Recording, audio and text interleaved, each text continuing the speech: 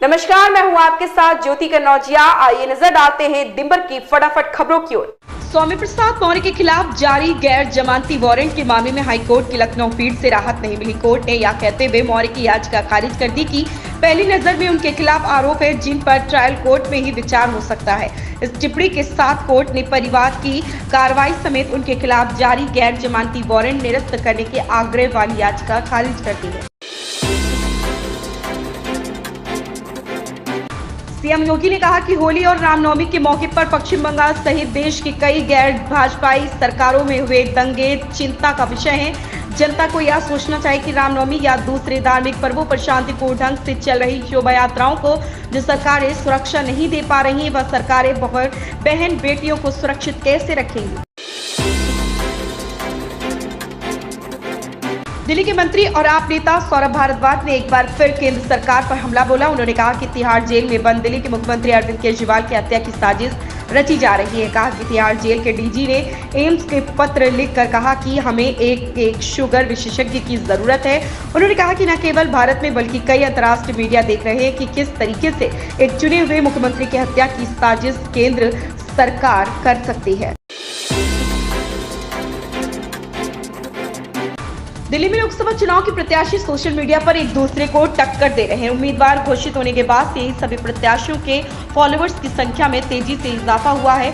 इसमें सबसे आगे उत्तर पूर्वी दिल्ली से कांग्रेस प्रत्याशी कन्हैया कुमार व भाजपा प्रत्याशी मनोज तिवारी और नई दिल्ली से भाजपा प्रत्याशी बांसुरी स्वराज हैं।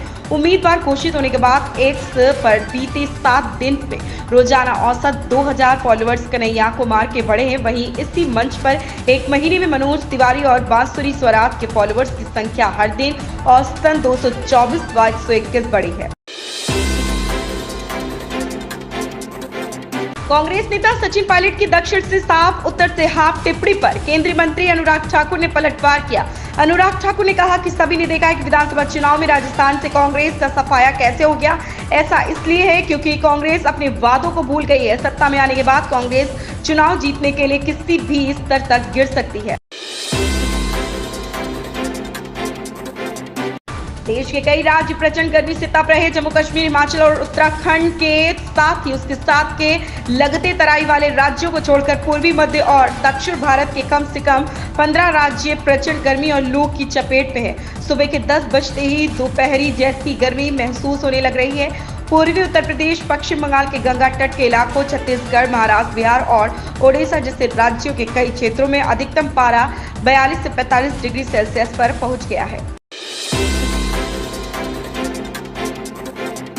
भारतीय जनता पार्टी के राष्ट्रीय अध्यक्ष जेपी नड्डा ने रविवार को महाराष्ट्र के बुलडाणा में एक चुनावी जनसभा को संबोधित किया। इस दौरान उन्होंने कहा कि मोदी जी ने भारत में राजनीति की परिभाषा ही बदल दी।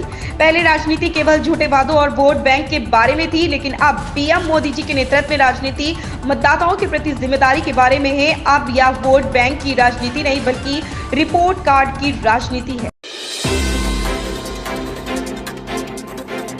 कांग्रेस के वरिष्ठ नेता पी चिदंबरम ने भारतीय जनता पार्टी नीत राष्ट्रीय जनतांत्रिक गठबंधन राजग की सरकार पर रविवार को निशाना साधते हुए कहा कि भाजपा अब एक बार राजनीतिक पार्टी नहीं रही बल्कि एक ऐसा पंथ बन गई है जो प्रधानमंत्री नरेंद्र मोदी की पूजा करता है। चिदंबरम ने केंद्र सरकार पर निशाना साधते हुए कहा कि मोदी के 10 साल के शासन में भाषण और अभिव्यक्ति की स्वतंत्रता गंभीर रूप से कमजोर हुई है। उन्होंने लोगों से लोकतंत्र को बहाल करने की अपील की। प्रधानमंत्री नरेंद्र मोदी ने रविवार को नई दिल्ली के भारत मंडपम में 2550वें भगवान महावीर निर्वाण महोत्सव का उद्घाटन किया। इस महोत्सव के उद्घाटन पर पीएम मोदी ने एक स्मारक टिकट और सिक्का जारी किया। इसके बाद सभी देशवासियों को महावीर जयंती की शुभकामनाएं देते हुए उन्होंने अपना संबोधन शुरू किया। पीएम मोदी ने कहा, भारत मंडपम का ये भव्य भवन आज भगवान महावीर के 2550वें निर्वाण महोत्सव के आरंभ का साक्षी बन रहा है।